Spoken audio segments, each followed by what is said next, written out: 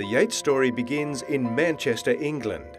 Mr. George Yates opened the doors of a grocery and seed shop for the first time in 1826. Beethoven was still composing music, the world's first train tunnel was completed, and the Yates story had begun. The business expanded, as did the family. It was the second of George's 5 grandsons, Arthur, who for health reasons decided to migrate to Auckland, New Zealand. Arthur had learnt the seed business well and quickly identified a business opportunity in the new colony. Arthur Yates & Co. first day's trading in 1883 resulted in a loss of 2 and 6, but this was to be a rare occurrence.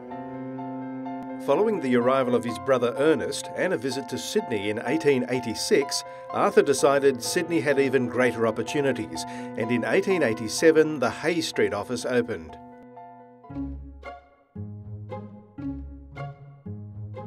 Arthur Yates' first inspired idea was to distribute small seed packets with an illustration on the outside.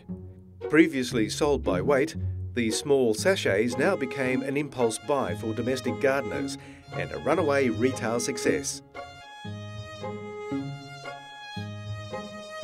Arthur's next stroke of genius ensured Yates became synonymous with Australian gardens for over a century. The 1895 first edition of the Yates Garden Guide left the printers. As the Depression took hold, the gardening guide changed its focus to suit the times. Vegetable gardens became a vital part of this frugal era. There was no respite for the company. The Second World War saw nearly a third of the staff join the armed services. The same supply problems faced in World War I resurfaced, but the investment in the Tasmanian seed farms and a long list of loyal suppliers held Yates in good stead. The Dig for the War campaign saw the Yates Garden Guide again encouraging home gardeners to grow more vegetables.